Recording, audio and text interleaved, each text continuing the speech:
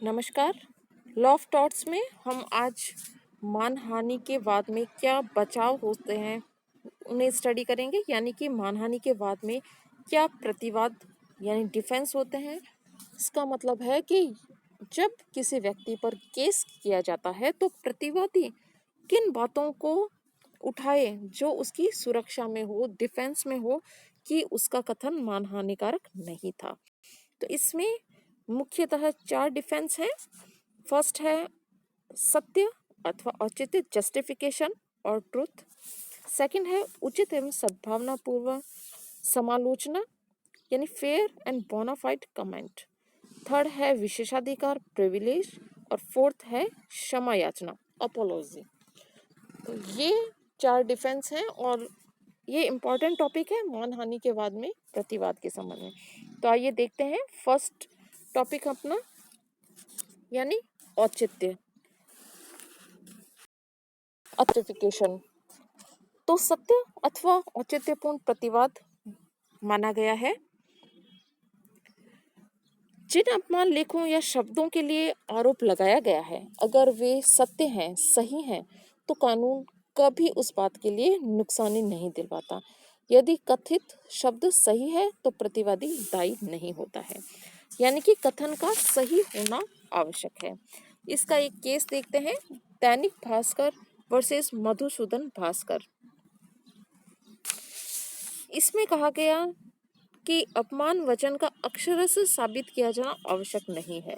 यदि कथन का सार सही हो तो वह पर्याप्त होगा, यानी कि पॉइंट टू पॉइंट साबित किया जाना आवश्यक नहीं है। यानी कथन का जो कथित लेख है या कथन का सार सत्य है तो वह किस आशय या उद्देश्य से लिखा गया है या कहा गया है यह निरर्थक होगा, अर्थात उद्देश्य या आशय महत्वहीन होता है। अब हम देखते हैं कि उचित एवं सद्भावनापूर्ण समालोचना यानी बोनाफाइड कमेंट किया गया है या फेयर कमेंट किया गया है। तो इसका अर्थ क्या होता है? कमेंट का मतलब, बोनाफाइड कमेंट का मतलब कि ऐसी समालोचना है जो सही समझकर की गई हो, यानी कि जिसने कहा है उसने यह समझा है कि वह सही है और जिसके पीछे किसी विद्वेष की भावना न हो, क्योंकि सभी नागरिकों को अधिकार होता है कि वे सार्वजनिक हित के मामले की उचित समालोचना करें। साहित्य और कला के क्षेत्र में भी समालोचना का यह अधिकार बहुत पुराने टाइम से ही दे रखा है। तो समालोचना किन टॉपिक्स पे, किन बातों के संबंध में की जा सकती है?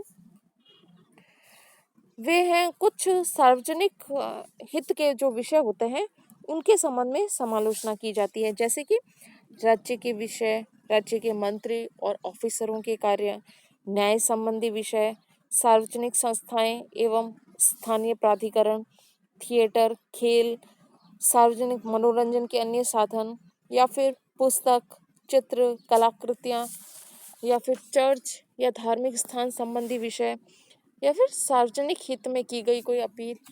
ये सभी विषय जो सार्वजनिक हित में होते हैं, अगर उसके संबंध में कोई समालोचना की गई है और अगर वह है तो मानहानि नहीं मानी जाएगी। तो सद्भावनापूर्वक तथा उचित समालोचना के लिए किन किन बातों का ध्यान रखा जाना आवश्यक है?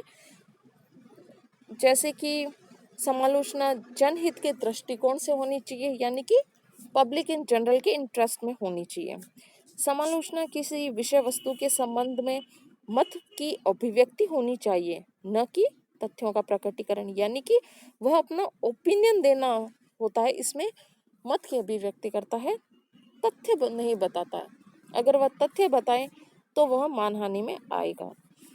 फिर है कि समालोचना निष्पक्ष होनी चाहिए और समालोचना विद्वेषपूर्ण नहीं होनी चाहिए। यह इम्पोर्टेंट टॉपिक पॉइंट है कि विद्वेषपूर्ण नहीं होनी चाहिए। अगर विद्वेषपूर्ण होती है तो यह उचित समालोचना नहीं मानी जाएगी। इसके हम उदाहरण देखते हैं जो हमारे आईपीसी सेक्शन 499 में है। उसका अपवाद 6 में एक उदाहरण दे रखा है।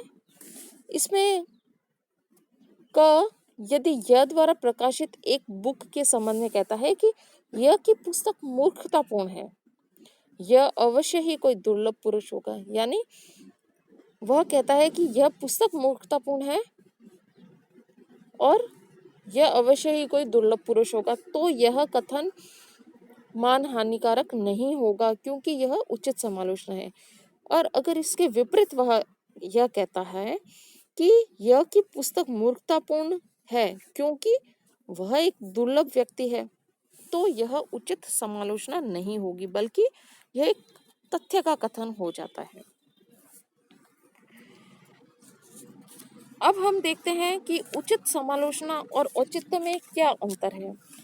यही कि प्रत्येक आरोपित मानहानिकारक तथ्य की सत्यता को तथा प्रतिष्ठा के लिए हानिकारक प्रत्येक बात को साबित करना पड़ता है औचित्य में, तो जबकि उचित समालोचना में केवल यह साबित करना ही काफी होता है कि उस तथ्य का रूप वास्तविक था।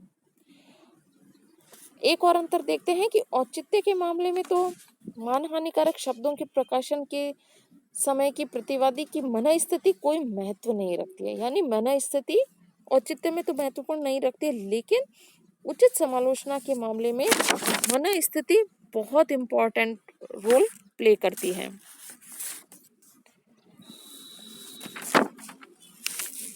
अब हम इसमें थर्ड पॉइंट जो कि डिफेंस के संबंध में, फर्स्ट हमने देखा औचित्य जस्टिफिकेशन, सेकंड हमने देखा बोनाफाइड कमेंट सद्भावना पूर्वक समालोचना या उचित समालोचना।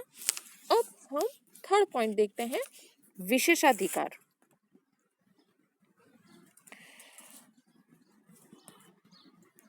विशेषाधिकार क्या होता है? इसका मतलब है कानून द्वारा दी गई कोई छूट या विशेष अधिकार जो किसी निश्चित समय पर किए गए कथन या सूचना के संबंध में दिया गया हो। तो यह एक बहुत महत्वपूर्ण डिफेंस है। कभी कभी किसी निश्चित समय पर व्यक्तियों द्वारा किए गए कथनों के लिए कानून सुरक्षा प्रदान करता है, चाहे वे कथन असत्य हो या विद्वेष से प्रेरित ही हो। ऐसे मामले सरकार और जनता के हित में होते हैं, क्योंकि उन परिस्थितियों में यह उपयोगी होता है कि भाषण की पूर्ण स्वतंत्रता बनी रहे। जैसे कि लोकसभा के सदस्यों को सभा की सीमा में भाषण की पूर्ण स्वतंत्रता होती है, तो सदस्य किसी भी प्रकार का भाषण किसी के संबंध में कर सकते हैं, यहाँ तक कि चरित्र और व्यवहार के संबंध में कुछ भी कहा जा सकता है। तो विशेषाधिकार का जो प्रकार हैं वे दो प्रकार के हैं। एक तो आत्यंतिक विशेषाधिकार यानी एब्सोल्यूट प्रिविलेज, और एक है सीमित विशेषाधिकार यानी कि क्वालिफाइड प्रिविलेज। आत्यंतिक विशेषाधिकार क्या होता है? यह एक पूर्ण विशेषाधिकार होता है, यानी कि यदि किसी कथन के असत्य होने पर भी उसके विरुद्ध कोई मुकदमा नहीं चलाया जा सकता, उसे आत्यंतिक एब्सोल्यूट प्रिविलेज कहते हैं, चाहे ऐसा कथन विद्वेष से प्रेरित होकर ही क्यों न किया गया हो। तो जो एब्सोल्यूट विशेषाधिकार होते हैं वो सार्वजनिक नीति के सिद्धांत पर आधारित होते हैं, ताकि व्यक्ति निर्भय होकर स्वतंत्र रूप से अपने विचारों को व्यक्त कर सके। इसमें विद्वेष का कोई महत्व नहीं होता है।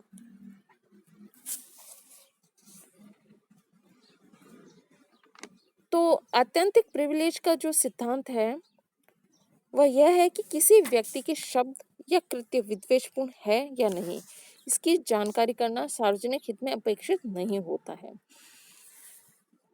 और व्यक्ति का हित समाज के हित के अधीन होता है और जनहित को व्यक्ति के हित के ऊपर माना गया है। इसकी कुछ दशाएं हैं, हम देख रहे हैं आत्यंतिक विशेषाधिकार की दशाएं कब कब उत्पन्न होती है, जिसमें कि किसी व्यक्ति को पूरी तरह से स्वतंत्रता होगी कि वह उस समय कुछ भी कह सकता है, चाहे वह विद्वेष से कहा गया हो, जानबूझ के मान हानिकारक वह कथन कह रहा है तो भी। तो फर्स्ट नंबर पॉइंट इसमें है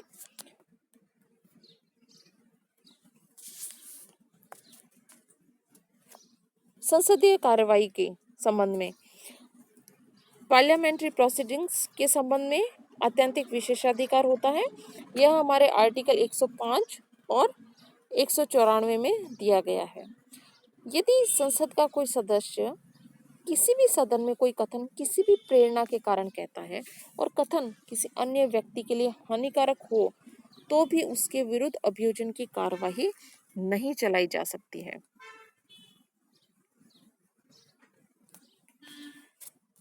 क्योंकि यह पूरी तरह से कानून द्वारा क्षम्य घोषित किया गया है और पूरी तरह से कानून द्वारा प्रोटेक्टेड है। कॉन्स्टिट्यूशन के आर्टिकल 105(2) में और आर्टिकल 194 के 1 और 2 में विधानमंडल के सदस्यों को दी गई और 105 में संसद के सदस्यों को दी गई है। अब हम देखते हैं कि न्यायिक कार्रवाइयों में यदि न्यायिक कार्रवाइयों में किसी भी भाव से प्रेरित होकर कोई न्यायाधीश या जूरी, पक्षकार, साक्षी, अधिवक्ता कोई कथन करता है तो वह आत्यंतिक विशेषाधिकार से रक्षित होता है। इससे कोई मतलब नहीं होता है कि वह साक्ष्य में ग्राह्य है अथवा नहीं, किंतु उसका संबंध अदालत के समक्ष होने वाली जांच से संबंधित होना चाहिए। फिर हम देखते हैं कि थल सेना और नौसेना की कार्रवाइयां। थल और नौसेना के अधिकारियों के प्रयोग में किए गए सभी कार्य और कर्तव्य पालन में किए गए असत्य या सही कथन, चाहे वे विद्वेषपूर्ण ही क्यों न हो, एब्सोल्यूट विशेषाधिकार में आते हैं। नेक्स्ट है राजकीय कार्रवाइयां यानी स्टेट प्रोसीडिंग्स। राज्य के मामलों के संबंध में सूचनाएं जो एक ऑफिसर द्वारा दूसरे ऑफिसर को दी गई है और लोक नीति पर आधारित होती है, विशेषाधिकार के अंतर्गत आते हैं। ये एब्सोल्यूट विशेषाधिकार माने जाते हैं। Thank you.